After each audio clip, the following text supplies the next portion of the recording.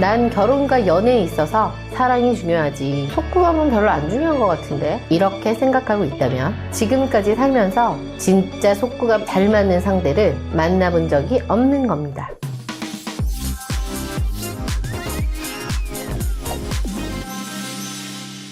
안녕하세요. 리얼연애 전문가 한방언입니다. 오늘 여러분에게 다소 자극적이지만 꼭 필요한 속궁합에 대한 이야기를 해보려고 해요. 결혼을 하기 위해서는 둘의 대화, 성격, 취향 등이 맞아야 되는데 이것 못지않게 중요한 것이 바로 속궁합입니다. 다른 건 그냥 소소인데 정말 속궁합이 잘 맞아서 서로 잊지 못하고 결혼까지 하는 커플 의외로 많습니다. 여러분은 혹시 속궁합이 너무 미치게 잘 맞아서 싸웠어도 속궁합 때문에 헤어지지 못하고 계속 만났던 경험 있으신가요? 오늘은 제가 직접 들은 속궁합에 대한 썰을 들려드려 보도록 하겠습니다. 첫 번째, 원나잇 즐기려다 결혼까지 한 썰. 이건 우리 회사 직원 얘기인데요. 아는 직원 소개로 얌전하고 예민하고 성격도 깐깐한 그런 여자분을 만나게 됐어요. 생각이 비슷하지도 않고 공통점이 하나도 없어서 어색했고 전에 만났던 연인과 헤어진 지 얼마 되지도 않는 상태에서 만난 거라서 심란하기도 했고 기분도 꿀꿀하니 간단히 술이나 한잔 하자고 했는데 얼떨결에 모텔까지 가게 됐나 봐요. 그런데 아니 이건 뭐지? 술이 확 깰 만큼 그런 느낌은 생전 처음이었다는 거예요. 분명 몸은 땅에 있는데 뇌는 구름 위에 떠 있는 느낌이라고나 할까? 그 여자도 그렇게 느꼈나 보더라고요. 그래서 서로 진짜 너무 놀라서 다음날 맨정신으로 또 확인해 봤는데 와우! 그 다음번에 만나서 또 확인 몇 번이나 확인을 해도 퍼펙트! 그렇게 홀린 듯이 연애를 시작했다네요. 그런데 사귀고 나니 그 여자의 성격은 생각했던 것보다 100만 배는 까다로웠고 알고 있던 것보다 1000만 배나 더 예민해서 나랑 성격이 안 맞으니 이쯤에서 그만 만날까? 이런 생각도 들고 힘든 부분도 정말 많았대요. 그런데 집에 가서 고민을 했다가도 막상 또 만나면 그런 생각이 싹 사라지더라는 거예요. 자취하는 그녀의 집에서 함께 밥을 먹으려다가 밥을 하는 그녀가 너무 섹시해 보여서 밥 대신 그래서 이 집에서는 데이트가 불가능하구나 하는 걸 느끼고 차를 끌고 밖으로 나가면 옆자리에 앉아있는 그녀가 너무 유혹적으로 보여서 그만 주차장 아무 데나 가서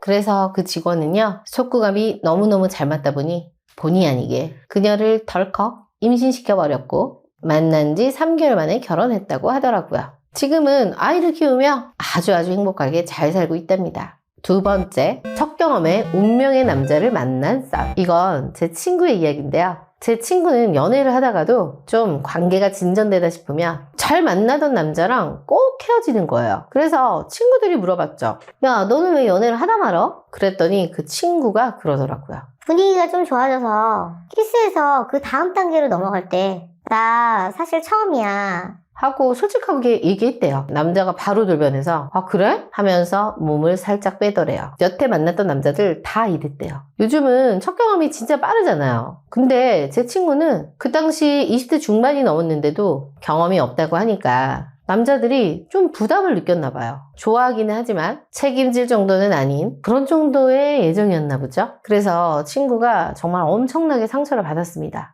진짜 나는 평생 수녀처럼 살아야 되나 봐. 이런 생각을 하면서 연애에 대한 생각도 식어가고 있었죠. 그러다 등 떠밀다시피 해서 지인한테 남자를 소개받았대요. 근데 나이도 9살이나 많고 직업도 그냥 아주 안정적이진 않고 성향도 조금 다소 거칠하고 성격도 아주 그닥 맞진 않았대요. 그런데 그 남자는 제 친구에게 적극적으로 구애했고 결국 연애를 하게 됐죠. 친구는 분위기가 무르익었을 때 여느 때처럼 사실 나 처음인데 부담스럽지? 이랬더니 남자분이 부담스럽진 않고 난 너보다 경험이 많으니까 미안하긴 하네. 이러더래요. 그렇게 처음 관계를 하게 됐는데 어머나 그렇게 까맣고 못생겨 보이던 남자가 완전 장동건처럼 보이더래요. 그래서 친구들이 그랬죠. 야, 첫 경험에 잘 맞고 안 맞고를 어떻게 하냐? 근데 남자친구가 그 친구를 집에다 데려다주고 출근을 했는데 너무 놀랐다면서 일 끝나고 친구 집으로 다시 돌아온 거예요. 그런 기분이 처음이라면서요. 둘이 정말 잘 맞았나 봐요. 그러더니 제 친구 만난 지 2달 됐나? 정말 빠르게 결혼하였습니다. 저희 친구들 중에 제일 먼저 시집갔죠. 지금은 애 둘 낳고 깨가 쏟아지게 아주 잘 살고 있습니다. 3번째, 맨날 싸우던 커플이 결혼까지 간 싸움. 저희 회원의 실제 사례입니다. 제가 소개했고 저희 회원이었어요. 서로 잘 맞아서 소개를 했고 교제도 시작했습니다. 그런데 둘 다 살짝씩 강성이다 보니 맨날 싸우고 나면 저한테 전화해서 어떡해요 뭐해요 해서 또 제가 가운데서 중재 역할에서 풀어주고 싸우고 좋아지고를 반복했던 커플이죠. 그렇게 1년이 지났어요. 그런데도 둘은 또 계속해서 싸우고 정말 장난 아니게 둘이 연애를 했죠. 그래서 보통 1년 정도면 결혼을 하는데 결혼 소식이 없길래 남자한테 그리고 여자분한테도 얘기를 했죠. 이럴 거면 차라리 다른 남자를 만나보자. 그랬더니 두 분이 동시에 했던 말, 저희는 속궁합이 잘 맞아서 절대 못 헤어집니다 라는 거였습니다. 성격은 너무 달라서 항상 싸우고 그 둘이 어느 하나 져주는 스타일이 아닌데도 싸우고 화해할 때 항상 침대에서 했다고 하더라고요. 그러면 정말 거짓말처럼 술술 풀린대요. 머리로는 이별을 하고 싶어도 몸이 이별할 수 없어서 그렇게 만남을 이어왔다고 하더라고요. 참 신기하죠? 그 커플 올해 결혼한다고 합니다. 결혼에 있어 속궁합이 중요하냐고요? 당연하죠. 섹스의 장점은 정말 여러 가지가 있잖아요. 스트레스가 낮아지고 면역 기능이 강화되고 뇌 기능을 개선하고 심장에도 도움을 주는 너무나도 많은 연구 결과가 있죠.